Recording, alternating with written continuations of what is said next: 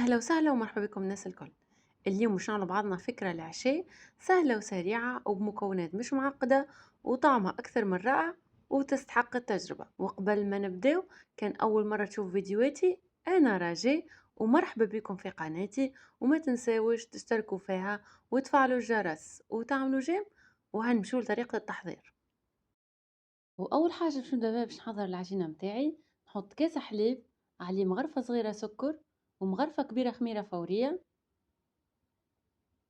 نحركهم شوية مع بعضهم ونغطيها ونخليها على جنب حتى لين الخميرة تتفاعل. وتو بعد ما الخميرة تفاعلت وتضاعف حجمها، باش نصبها في البول اللي باش نعجن فيها، عليها ربع كاس زيت وكاس فرينة ومغرفة ملح. نخلط المكونات الكل مع بعضها بالكدا، وباش نزيد كاس اخر فرينة.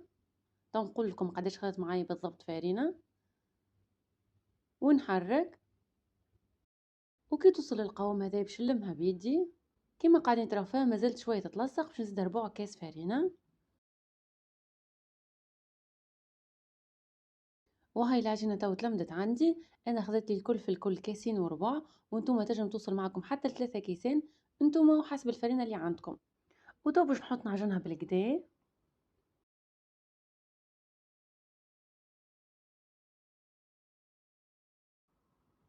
وانا لهنا عجنتها 5 دقائق حتى توصل بالقوام هذايا. شوفوا كيفاش طريه وما تتلصقش في اليد. وتو باش نرجع نحطها في البول ونغطيها ونخليها تخمر في عقلها حتى يضاعف حجمها.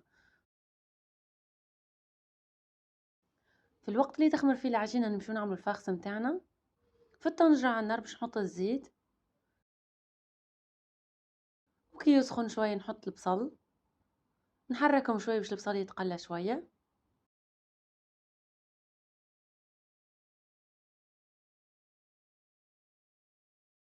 ومن بعد ما تقلى البصل باش نضيف عليه الفلفل الحلو. انا لهنا راحيته، اما كاينه متقطع جويد ما رحيتوش على الاخر كيما قاعدين تراو فيه، طروف طروف مش مرحي على الاخر. نخليهم يتقلاو شويه، ومن بعد نزيد عليهم 400 غرام لحم. نفتفت اللحم ونحلو شويه، ومن بعد نضيف عليه شويه كركم، فلفل كحل، تابل وكرويه، زنجبيل بودر، ومغرفه فلفل احمر. نحركهم الكل مع بعضهم بالكدا.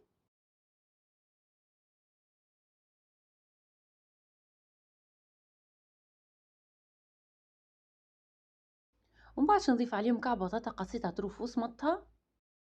البطاطا اختياريه، اما تزيد تبنن الفرز. وطبش نضيف عليهم غرفه طماطم معجونه مش مليانه، شويه ثوم، ومغرفه صغيره ملح. نحركهم الكل مع بعضهم بالكدا.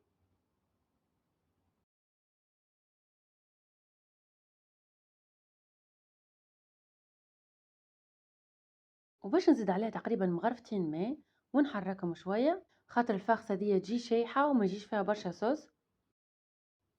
نحركهم شويه ونخليهم يتقلاو بالكدا والماء يتبخر.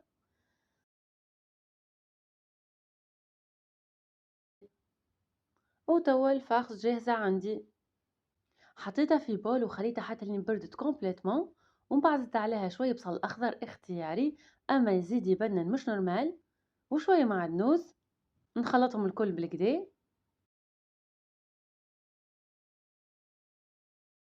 وضو نحطها على جنب. نمشيو للعجينه متاعنا من بعد ما ارتاحت وخمرت، باش نبدا نشكل فيها ونقصها الكويرات الصغيره بالطريقه هذه.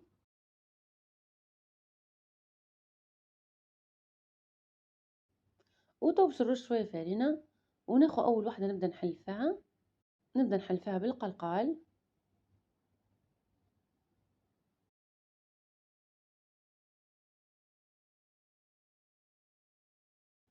نحلها جويدة على الآخر بالطريقة هذه، ومن بعد نجيب الفاخس ونحطها كي من هكا.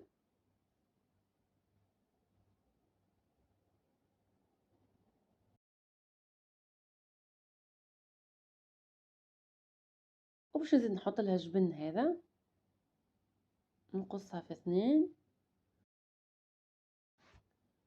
ومن بعد نزيد نحط لها شوية جبن موتزاريلا. الإضافات هذه اختيارية، أما راهي تزيد تبنن مش نورمال. تنجموا تستخدموا الجبن اللي تحبوه واللي متوفر عندكم.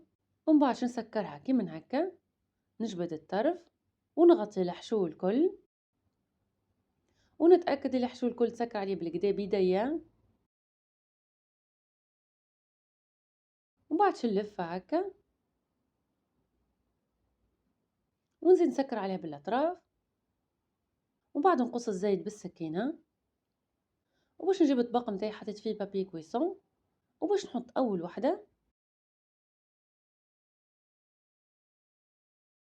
نعمل واحدة أخرى باش نزيد نوريكم الطريقة بالكدا.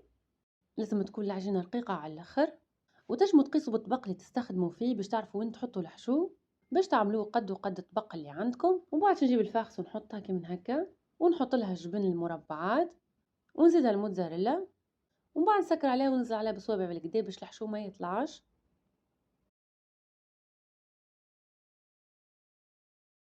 وتو ندورها ونتأكد اللي الأطراف مسكرين بالكدا، نقصهم بالسكينة ونحطها في الطبق.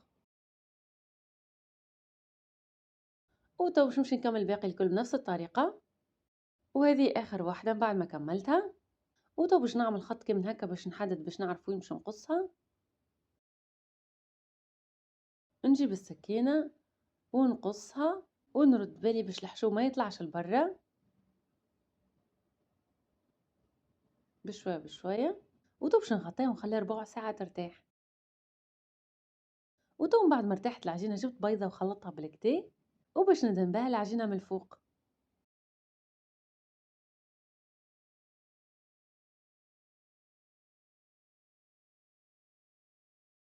وباش نزينها بالطريقة هذه بالسينوج، وفما ناس تقولوا حبة البركة،